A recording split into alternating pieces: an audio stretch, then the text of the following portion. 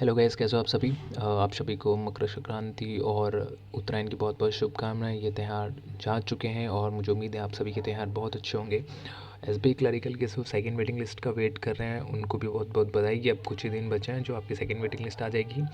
और जो बैंकिंग की तैयारी कर रहे हैं 2025 के लिए, उनके लिए आईपीपीएस का कैलेंडर आ चुका है 2025 का। तो आईपीपीएस के कैलेंडर पर भी हम डिस्कस करेंगे। उसके लिए मैं एक और नया सेपरेट वीडियो लेके आऊँगा। अभी बात करते हैं यूको बैंक के लोकल बैंक ऑफिसर पे। देखो, इससे पहले यूनियन बैंक ऑफ इंडिया का लोकल बैंक ऑफिसर की रिक्रूटमेंट आई थी, वो भी काफ़ी बड़ी थी।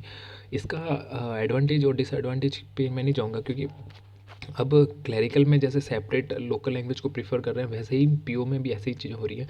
क्योंकि ऑल ओवर इंडिया इनको पोस्टिंग दे देते हैं। कहीं पे भी अगर राजस्थान वाले को साउथ में भेज दिया, फिर वहाँ को वहाँ की लैंग्वेज नहीं आ रही, और ऑफिसर को तो आपको मतलब बिज़नेस के लिए डील करना पड़ेगा क्लाइंट्स के साथ या लोकल लोगों के साथ।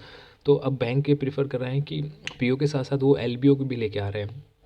उसी कड़ी में यूनियन बैंक ऑफ इंडिया के बाद इसीलिए शायद एसबीआई पीओ का भी जो सीबीओ होता है उस पर ज़्यादा फोकस है, और एसबीआई पीओ को 600 रिक्रूटमेंट पे लाके ही होल्ड कर दिया। तो आई थिंक सीबीओ की वैकेंसी भी बहुत ज़्यादा आने वाली है। अभी बात करते हैं यूनियन बैंक ऑफ इंडिया के एलबीओ के बारे में। तो देखो, इसके अंदर ओवरऑल 250 वैकेंसी है। अब जिस जिस स्टेट से आप हो या जिस जिस स्टेट में जो जो लैंग्वेज आपको आती है, आपको वहाँ से भरना चाहिए। सबसे बड़ा इशू पता है क्या है? हिंदी बेल्ट की कोई लैंग्वेज नहीं है।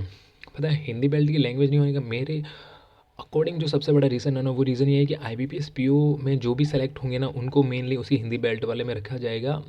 अगर वो नॉन हिंदी बेल्ट से सेलेक्ट होते हैं तो उनको उन्हीं के स्टेट्स में प्रेफरेंस के अकॉर्डिंग वहाँ रखा जाएगा, और जो हिंदी बेल्ट के होंगे उनको हिंदी में रखा जाएगा। ये मेरा एक परसेप्शन है कि ऐसा हो सकता है, अजम्पशन या जो भी, मतलब ऐसा मैं सोच रहा हूँ। अब बात करते हैं किसी स्टेट में कितनी वैकेंसी है, क्या पैटर्न है, कब तक फॉर्म फिर भर सकते हैं।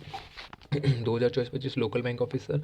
देखो, गुजरात में 57 वैकेंसी गुजरात थी, महाराष्ट्र 70 वैकेंसी, मराठी, असमी 30, कर्नाटका कन्नड़ 35, त्रिपुरा 13, सिक्किम नेपाली इंग्लिश 6, नागालैंड में इंग्लिश 5, मेघालय में इंग्लिश, गोरो खासी 4, केरला में मलयालम 15, तेलंगाना आंध्र प्रदेश में तेलुगु 10, और जम्मू एंड कश्मीर में कश्मीरी 5। टोटल 250 वैकेंसीज़ हैं।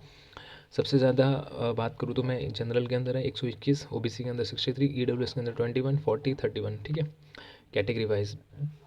ऑफिसर स्केल 1 है जूनियर मैनेजमेंट, वही 48,480 का बेसिक पे, 85 के आसपास ग्रॉस सैलरी बनेगी आपकी, ठीक है। उसके बाद जो एलिजिबिलिटी क्राइटेरिया वगैरह है, वो एज ऑन मतलब 20, मिनिमम 20 और मैक्सिमम 30 साल होनी चाहिए। 5 ईयर जो एक्स्ट्रा जो भी आपको एडवांटेज मिलने चाहिए, रिलैक्सेशंस, वो सारे हैं इसमें भी। उसके बाद बात करते हैं रिजर्वेशन फॉर बेंचमार्क डिसेबिलिटीज़, जो वो सब आप पीडीएफ से गो थ्रू करोगे तो हो जाएगा। उसके बाद जो भी मेडिकल्स वगैरह है उन पे भी यहाँ पे शो ऑफ किया गया है। उसके बाद बात करते हैं एग्ज़ाम पैटर्न क्या रहेगा, क्या क्वेश्चन आएंगे। मेनली जो आईपीपीएस पीओ या एसबीआई पीओ के लिए प्रिपेयर कर रहे हैं उनके लिए प्रिपरेशन बहुत अच्छी हो जाएगी। इसमें ये है कि 850 फीस है, और SC ST PWD के लिए 175 है। उसके बाद बात करते हैं एग्ज़ाम का पैटर्न क्या होना है। देखो, reasoning computer aptitude 45 question 60 marks, general banking और जीके जो है वो 40 मार्क्स 35 मिनट सेपरेट टाइमिंग है। इंग्लिश लैंग्वेज की बात करता हूँ 35-40, डेटा एनालिसिस 35-60 क्वेश्चन, यानी कि 155 क्वेश्चन 200 मार्क्स। यहाँ पे वो जो भी ऐसे वगैरह का जो होता है डिस्क्रिप्टिव का पोर्शन नहीं है, तो ये काफ़ी अच्छा एडवांटेज है कि आपको सिर्फ अपना पेपर लिखना है। पेपर अब जो प्रिपरेशन आप करते आ रहे हो आईपीपीएस पीओ के लिए, वही प्रिपरेशन काम आएगी, आपको एक्स्ट्रा नहीं करना है, ठीक है। उसके बाद बात करते हैं कट ऑफ स्कोर वगैरह, वो वहीं से डिसाइड होगा। प्री एग्जामिनेशन ट्रेनिंग और लैंग्वेज प्रोफिशिएंसी टेस्ट, ये सबसे इंपॉर्टेंट चीज़ है इसके अंदर।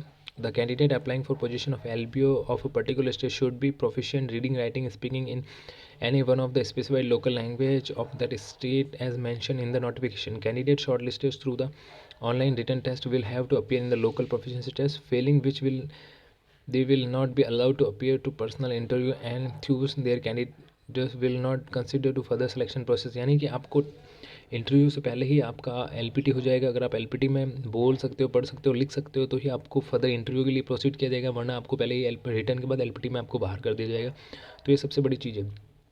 Candidate who produce 10th or 12th standard mark sheets, certificate evidence having studied in local language will not require to undergo language test।